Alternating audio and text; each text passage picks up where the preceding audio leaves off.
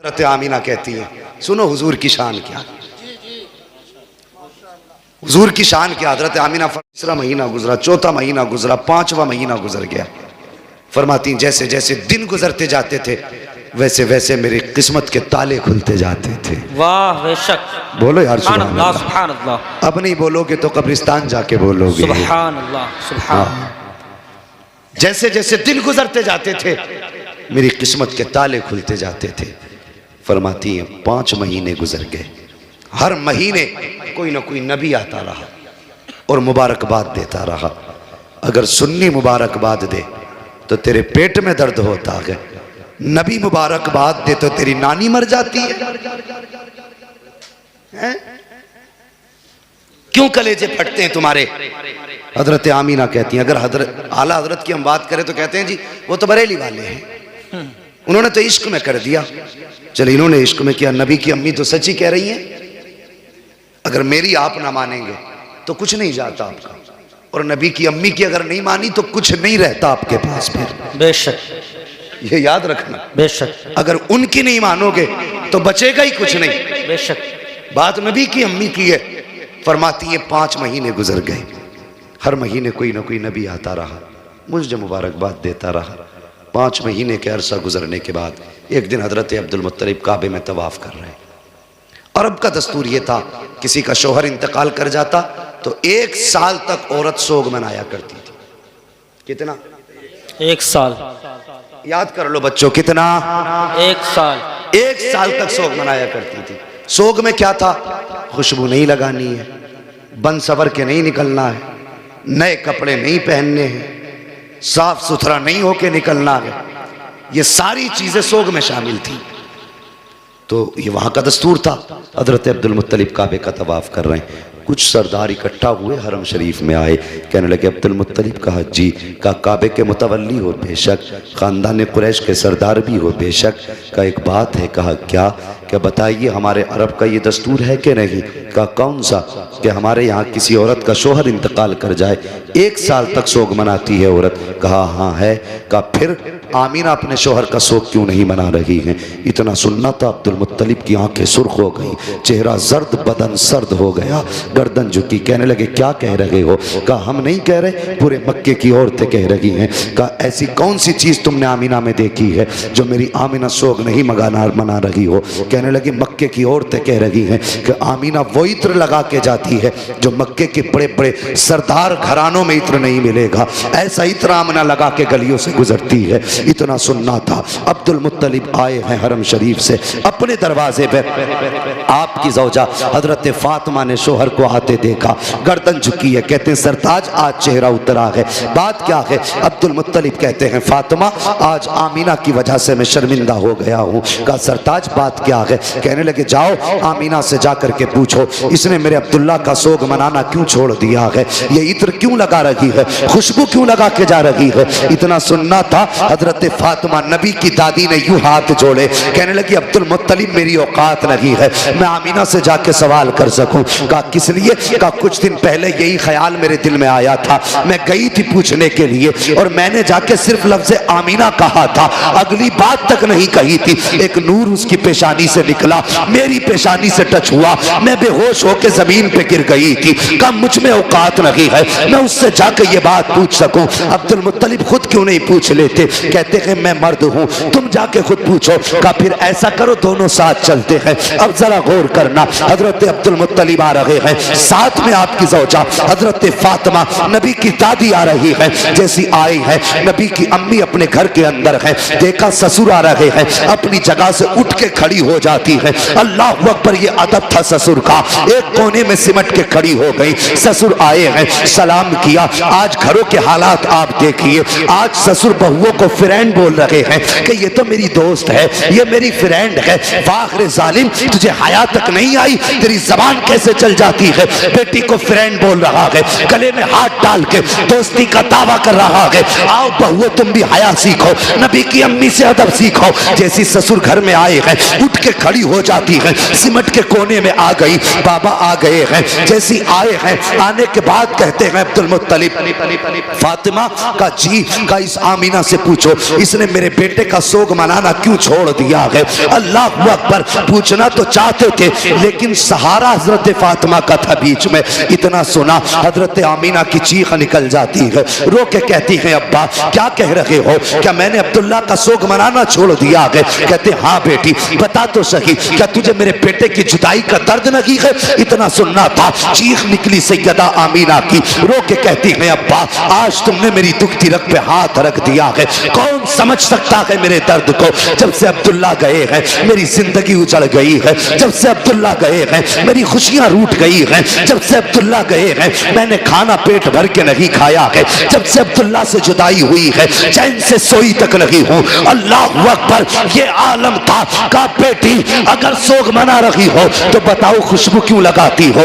इतना सुनना था, कहती बाबा एक राज था मेरे सीने में, एक दर्द था मेरे सीने में, मैं चाहती थी ये राज किसी से बयान ना करूं, ये राज किसी से ना बताऊं। का बेटी कौन सा राज। का अब्बा जी आज आपने पूछ लिया है, आपकी नाराजगी के डर से बताना पड़ रहा है। बाबा मैंने कोई खुशबू नहीं लगाई है, कोई इत्र नहीं लगाया है, आपके बेटे का सोग मनाना नहीं छोड़ा है। का बेटी अगर इत्र नहीं लगाया है तो तेरे बदन से ये खुशबू के झोंके क्यों आ रहे हैं, जिधर से तू गुजरती है वो औरतें तेरे तस्करे क्यों कर रही हैं। तब हज़रत आमीना ने कहा था अब्बा जी सच्चाई ये है कि मैंने इत्र नहीं लगाया है, खुशबू नहीं लगाई है, बल्कि जब से आपके बेटे अब्दुल्ला की अमानत मेरे शिकम में आई है, मैं जिन गलियों से गुजरती हूँ वो गलियां भी खुशबू से महक जाया कर। सुभान अल्लाह, नारे तकबीर, नारे रिसालत, नारे रिसालत, फैजाने आला हजरत, फैजाने सलामी,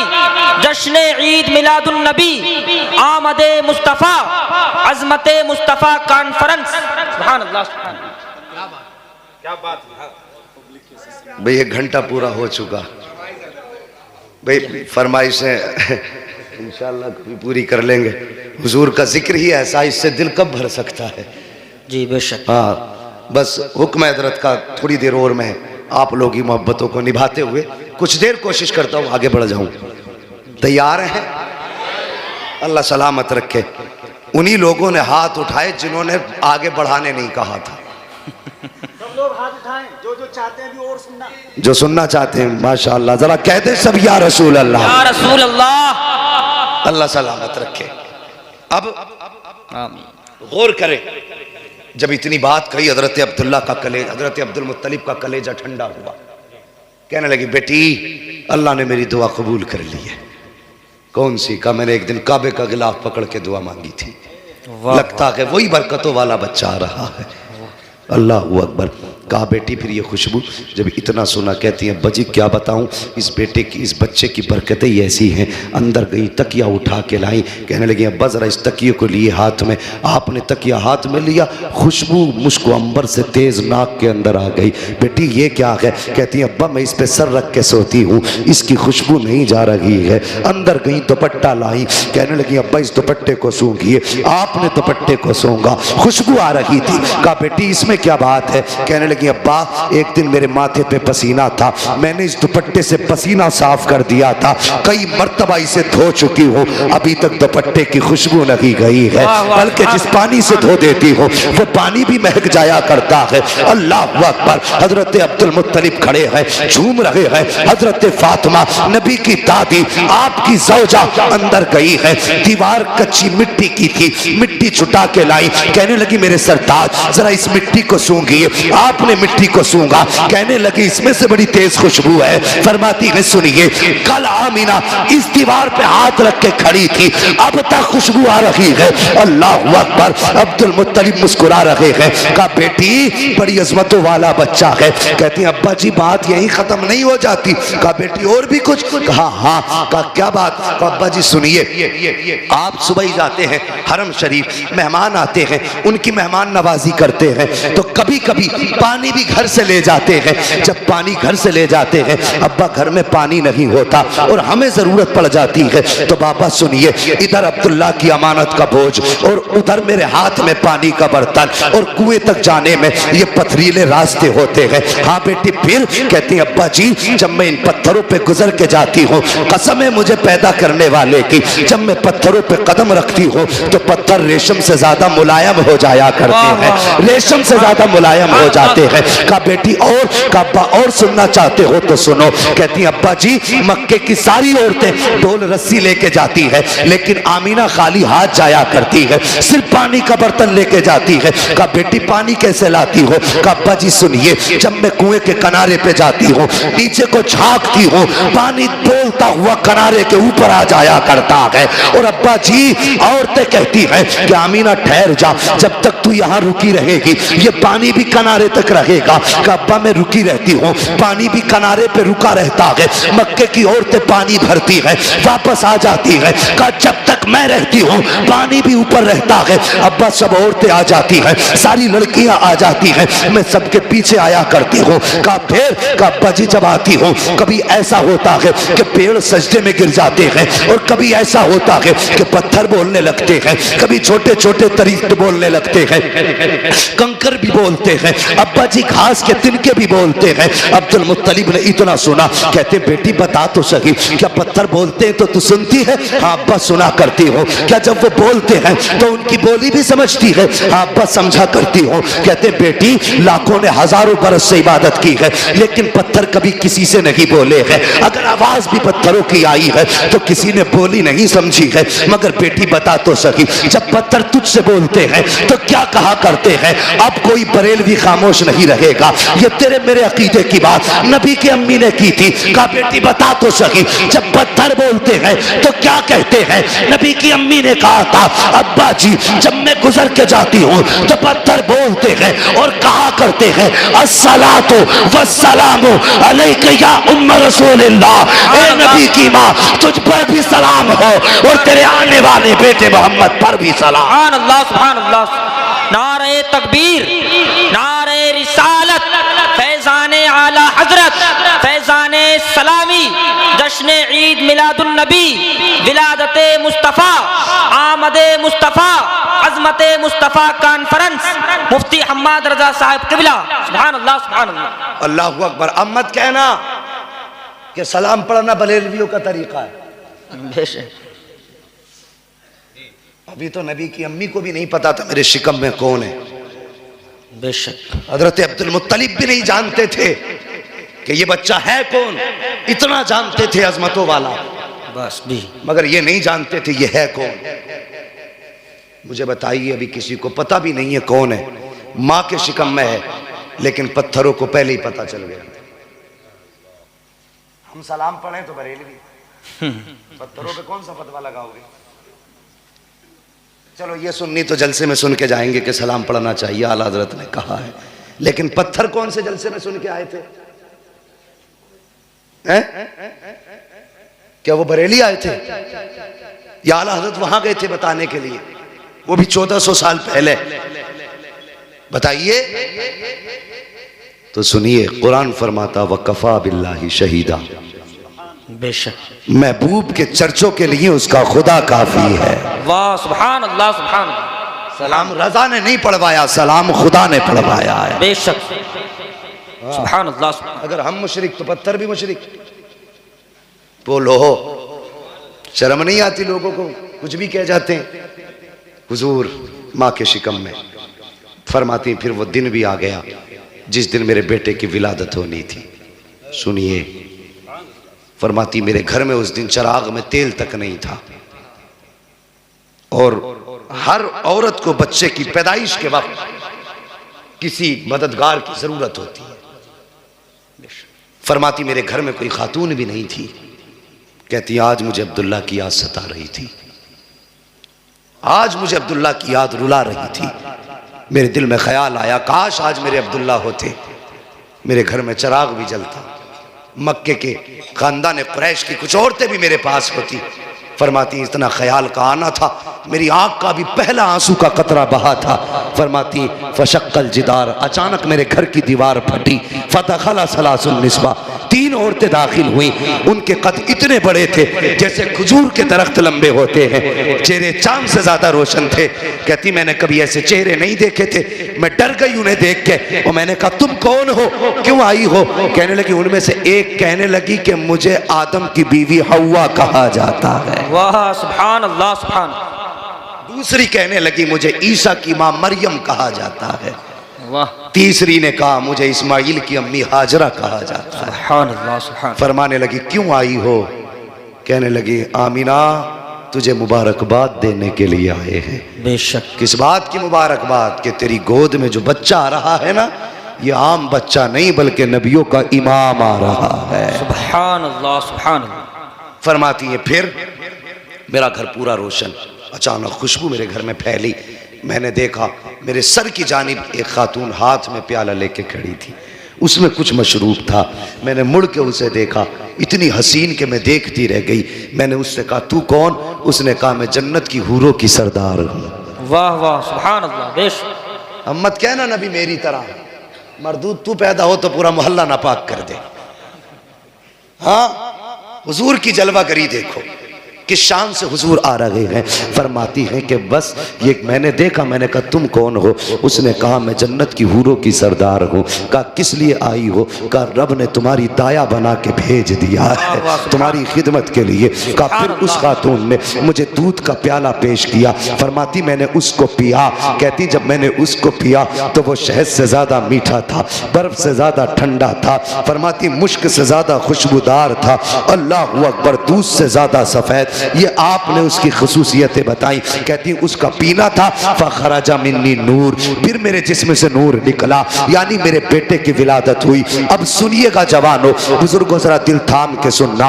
अल्लाह अकबर, किसी भी खातून के शिकम से अगर बच्चा जन्म लेता है, हर माँ की ख्वाहिश होती है कि वो अपने बच्चे को देखे, उसकी आँख कैसी है, उसकी नाक कैसी है, उसका चेहरा कैसा है, उसके कान कैसे है, लबो रुखसार कैसे है, देखने में कैसा लग रहा है।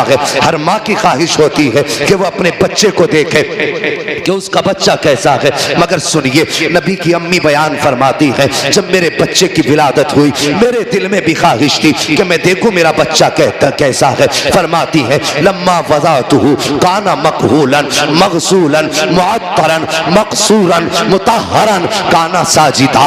नबी की अम्मी कहती है जब मैंने लख्त जिगर को जन्म दिया और मेरे दिल में आया मैं देखूं मेरा बेटा कैसा है। फरमाती है मेरी सबसे पहले नजर जब बेटे की आंखों पे पड़ी है, क्या देखती हूँ? मेरे बेटे की आंख में सुरमा लगा हुआ है, मेरे लाल की आंख में सुरमा लगा हुआ है। फरमाती है मकहूलन, बालों में तेल पड़ा हुआ है, मकसूरन, नाव कटे हुए हैं, मगसूलन, गुस्ल करके आ रहे हैं, मुअत्तरन, खुशबू ऐसी थी कि पूरा मक्का महक रहा था।